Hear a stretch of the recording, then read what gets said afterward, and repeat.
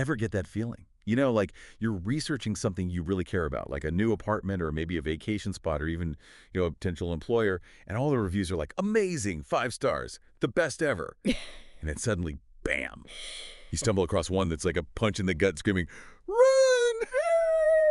That's kind of what we're diving into today, unpacking this really brutal employee review of LinkedIn, which is, well, about as subtle as a train wreck. It's super interesting, right? Because LinkedIn has this really carefully crafted image, like a professional paradise, overflowing with opportunities. Seeing a review this harsh, it really makes you wonder what's actually going on behind the scenes. Right, and that's exactly what we're going to try to figure out today. But just to be completely upfront, our deep dive today is based on one single, very spicy Glassdoor review from a former manager. Yeah. So, before we grab our detective hats, it's important to remember that one person's experience isn't always the whole story. Exactly. It's like imagine a data set, right? One data point in this case, this review, it's definitely intriguing, but to really get the big picture, we need to look at what they're actually claiming, understand the language they use, and see if it hints at something bigger going on within LinkedIn's culture. Okay, so let's unpack this thing. The review starts with, and I quote, a hot, toxic mess. Ouch. Talk about a first impression, right? But then it gets into specifics, starting with incompetent management. The reviewer, who was there for 5 years, by the way, doesn't hold back, calling out what they call talentless mid-managers who care more about office politics than, actually managing people. And that's where things get really interesting. Sadly, this idea of people getting promoted to a level where they can't handle it, it's called the Peter Principle. It's not unique to LinkedIn at all. It's a problem in lots of industries, especially these high growth, high pressure environments that prioritize like super fast results over actually taking the time to develop good leaders. Yeah, and this reviewer paints a pretty bleak picture of what that lack of development actually looks like on the ground. They describe a culture of fear, even using the term gaslighting, which is, wow, pretty intense. Intense, for sure. But unfortunately, not unheard of in these types of workplaces, sadly. You see, insecure managers, especially those who lack the skills or confidence to lead effectively, they often resort to controlling their teams through fear and manipulation.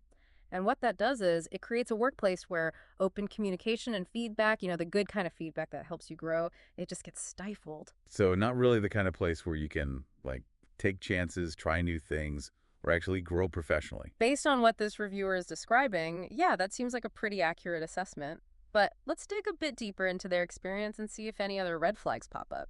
And it's not just middle management that's raising red flags in this review, right? It goes all the way to the top with their next point, which is leadership failures. Yeah. We're talking about constant restructuring, surprise layoffs, top executives leaving left and right. It sounds like, I don't know, corporate chaos disguised as a LinkedIn newsfeed.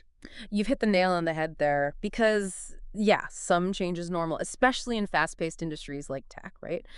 But this kind of constant upheaval, if it's true, it might point to some deeper problems. Could be a lack of clear vision, maybe some strategic missteps, or even, signs of financial trouble that they're not exactly broadcasting in their investor reports. It's wild, isn't it? Because from the outside looking in, LinkedIn just seems like this well-oiled, professional networking machine. It's like everyone and their grandma has a profile. That's the thing about public image versus what's really happening inside a company, right? This review could be an outlier, sure, or it could be giving us a peek behind that carefully curated curtain. And that's why it's so important to dig deeper, because one data point needs context to really understand it. Okay, so we've got potentially shaky management, maybe some leadership roulette going on. What happens to the actual employees who are just trying to, build a career in this kind of environment? Well, that brings us to the reviewer's next big point, lack of growth. They claim that promotions basically only go to people who play the game, and that managers actually block people from moving to different teams. Oh, and apparently the compensation is pretty underwhelming, especially considering how much work they're expected to do. Yeah, it's definitely given off some boys club vibes for sure. The reviewer specifically calls out favoritism and says that internal friendships matter more than actual skills or accomplishments. Now, whether this is just a LinkedIn thing or a symptom of a wider issue in the tech industry as a whole, that's a really good question. Because we've seen these same kinds of complaints about other big tech companies, which makes you wonder if there are some systemic problems with, like, inclusivity and fairness in these spaces. Yeah, it definitely makes you rethink that whole climb the corporate ladder promise, especially if it turns out the ladder's rigged in the first place. And the reviewer seems to be saying that even if you do manage to climb that ladder in this environment, it might not be worth it. Which brings us to the next major issue they raise. Oh yeah, the dreaded toxic work-life balance. Yeah. And spoiler alert, it doesn't sound very balanced at all. The reviewer claims that the workloads are just crushing, and there's this constant pressure to go above and beyond, which creates this whole life is work is life mentality. Yeah, and sadly, that's becoming a really common story these days. This whole expectation of always being available, this hustle culture mentality, it's everywhere. But it comes with a cost, right? Burnout, chronic stress, and just a general decline in well-being, which can have some really serious long-term effects. Totally. And the reviewer connects this directly to the high turnover, saying that people are dropping like flies, either from stress leave or just quitting altogether. Mm. And here's the real kicker. When people left, they weren't replaced, so all that work just got piled onto the remaining employees. A classic example of a vicious cycle, right? Overwork leads to burnout, burnout leads to people leaving, but instead of addressing the root cause, the cycle just keeps repeating, Yeah. which makes the original problems even worse. It's like they're saying it's sink or swim, but with way more sinking than anyone expected. And we haven't even gotten to the last 2 points in the review, which, let's just say, don't exactly paint a prettier picture. We'll dig into those right after a quick break. Don't go anywhere. And we're back for the final act of our LinkedIn deep dive, where so far the plot's been, well, a little bit intense. We've got allegations of bad management, leadership that's constantly changing, and a work-life balance that's more like work-life collision. But before we jump to any case-closed conclusions, it's super important to remember that there are always multiple sides to every story.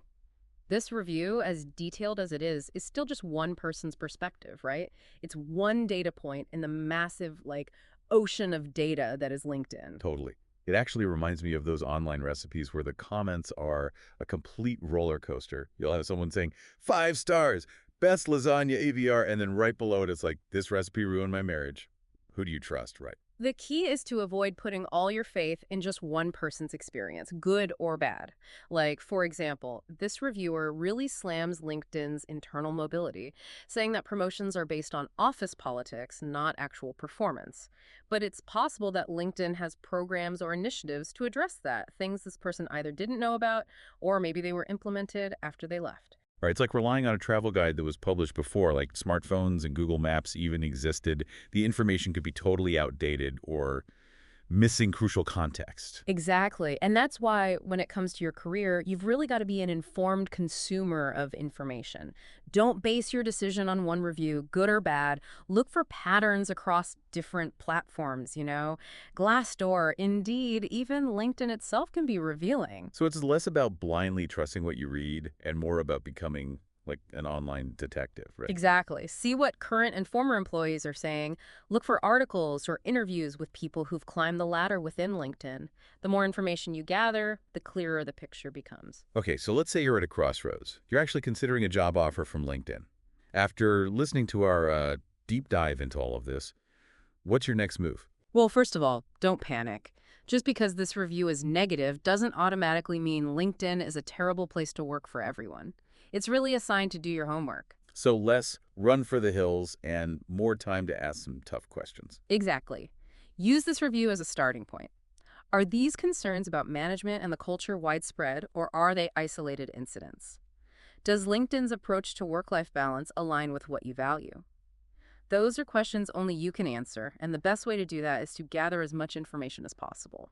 And here's something to think about. Even if everything in this review is 100% accurate, it doesn't necessarily mean you'll have the same experience. Companies are kind of like ecosystems, you know? What works for one person might not work for another. That's such a great point. Your experience is going to be shaped by your team, your manager, the specific projects you're working on. It's about finding the right environment for you. So there you have it, our deep dive into the hidden side of LinkedIn, where we learn that sometimes even the shiniest, most successful-looking companies have secrets. Remember, knowledge is power, but critical thinking, that's your superpower. Till next time, happy job hunting.